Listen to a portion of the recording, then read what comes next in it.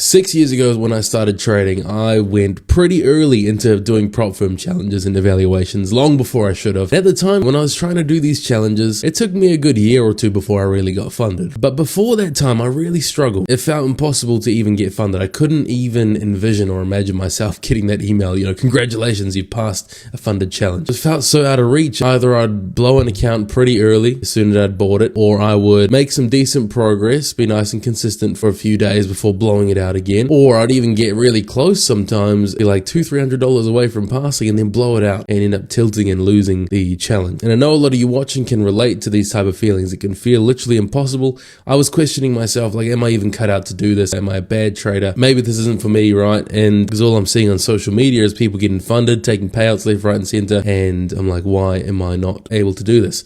So I had to take a good look at myself and make some adjustments, make some much needed adjustments, some tweaks to really make getting funded a reality. So what I'm going to do in this video here is run through 3 tips, 3 tweaks that I made to make getting funded a reality. And these tweaks is what allowed me to get funded with confidence many times onwards in the future. So I'm not going to give you cookie cutter, cliche advice that a lot of YouTubers will make just for the sake of making a video. These are 3 things from my experience, from my own trading, and from my own self-examination, 3 changes I made that allowed me to get funded consistently and to make getting funded something that was well within my reach. I'll share these 3 with you. Number 2 is one that's not often thought about or considered, especially by newer prop firm traders. So make sure you check that out. Let's get right into it. Right, so number 1, divide your drawdown. And what do I mean by divide your drawdown? Now, for the sake of the video, I'm going to use a 50K top step account, okay? It's the only prop firm I use, especially this year. Now, this has been the most useful one for me, especially psychologically, and I'll show you what I mean by this. But let's say with a 50K top step account, okay, you bought the combine, the challenge, the evaluation. The max drawdown on that account is $2,000. So you can lose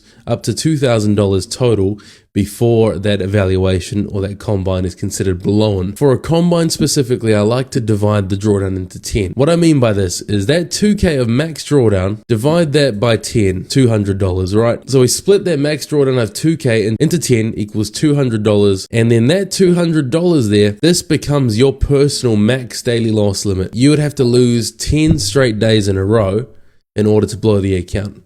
So I don't know what strategy you trade or how you trade, but if you're having 10 straight losing days in a row where you're hitting the max loss every single day, you're one unlucky son of a bitch, okay? So splitting this up into 10 days was like the magic number for me. What I might do in this case is every trade I take, I'm going to risk, since I have $200 max to spare on the day, I'm going to risk $100 per trade. So I take up to 2 trades per day. If I lose one, I then have room to take one more trade before hitting their max $200 personal drawdown limit. So change your mindset. Instead of thinking about how big of a trade can I take, how much profit can I make on this trade, think in terms of your risk. Focus mainly on your risk per day, because that's the thing that really matters. The aim of the game should be to stay in the game as long as possible and hopefully not have to purchase a reset, hopefully not have to wait to rebuild. Stay in the game and be consistent. And this is the way that I found helped the most. Divide that drawdown. I like the magic number of 10, so you have to lose 10 trading days in a row and stick to that number. Top Step X, if you use the Top Step X platform, you can set a cold hard lockout. So if you lose whatever amount of money you set as your personal daily loss limit, it will lock you out of the account and you can't touch it till the next day. That'll be a perfect platform to implement something like this. Divide your max drawdown into 10 and stick to that as your personal daily loss limit. Yes, it does mean it will take a little while longer to pass the account, but if you're taking trades that are 1 to 2, for example, you're risking $100 per trade to make $200, well then the same principle applies in the other direction. Only 10 trading days or 2 weeks if you trade every single day to pass the account. Obviously it'll mean 10 winning days in a row, unlikely to happen, but you get the picture. So that's the first trick I use, because I found myself, especially early on, I didn't stick to any personal risk management plan. I would rush into things. I'd risk more than I'd tell myself I would, and I'd go into trades of big size. Say I might lose one trade, then I'll go into another trade with even bigger size, trying to make that back, and then before you know it, the account's blown by the end of the day. So you really need to stick to good risk management rules like this. Follow them, let the math play out in your favor. You're unlikely to lose 10 days in a row. If you know you've got a strategy that somewhat works or an edge that somewhat works, unlikely for you to lose 10 days in a row. Therefore, it's unlikely for you to blow the account. Now, this is the next one. This is the magic or the secret trick that I said a lot of new traders don't really think about. With almost all prop firms, if you're wanting to get funded as fast as possible, then choose the smallest accounts. Now, a lot of you'll be like, oh, but I want to go for the 150K account or the 200K account, whatever. You naturally, as a newbie, are gravitated towards those bigger numbers, those more expensive prop firm challenges, just because, obviously it seems like a better opportunity. And there's an argument for that, but if you're wanting to just get funded, just get the ball rolling, get some skin in the game, get funded and actually start earning from these challenges, then work your way up to the bigger ones, the smaller accounts, number one, not only are they more affordable, meaning less personal financial risk for yourself if you're taking these challenges. Number two, they're much easier to pass, and I'll show you why. Again, let's use Top Step as an example. Here's your smallest account, obviously, the 50K.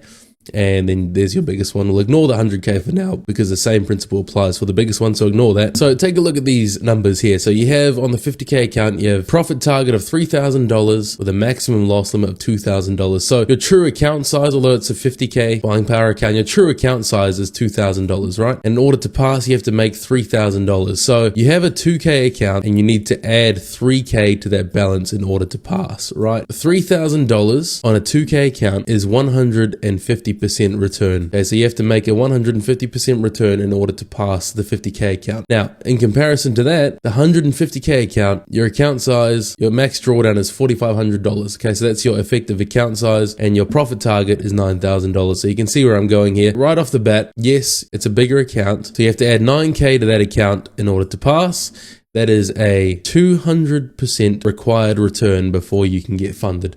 So you're already having to make 50% more on the effective account size in order to pass, right? And the other thing is you'll be working with bigger numbers, obviously. And for new traders and people who are working on getting funded the first time, psychologically, these bigger numbers are also harder to work with, okay? Because it sounds like so much money you're dealing with per trade that can really mess you up. So think about that. Lastly, take it slow, boys and girls. Now, a lot of people don't want to hear this, but even just 2 years ago when I took my first Top Step challenge, when I moved from Forex, took my first Top Step challenge, my first time trading futures, and it took me 3 months to get funded. There was no resets required, no full port plays required. I really took my time. I was managing risk. I was trading very small. It took me 3 months to pass. And social media will have you feeling bad for taking so long to do this, because a lot of influencers, other traders on Twitter and whatnot, you see them passing and flipping these combines, these evaluations, getting funded real quick.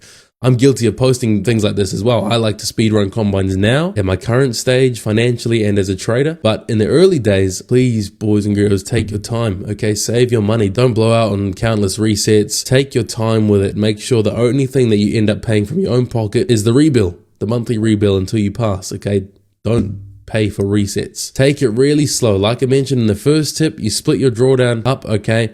You only need a net positive 10 days in order to pass the account, and you'd have to lose 10 days in a row in order to blow the account. So you do have quite a decent amount of wiggle room there, and take as long as it takes you.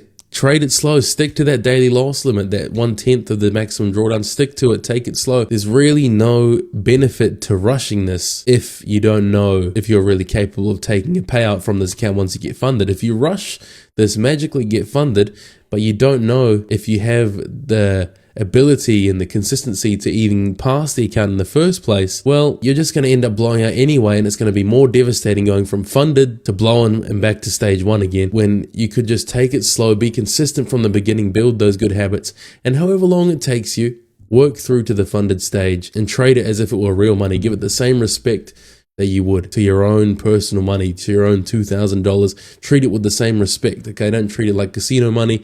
Get in there, take your time, right? Like I said, it took me 3 months to get funded with Top Step the first time that I got funded with them. I really took my time with it, and as a result, didn't have to blow money on resets, etc.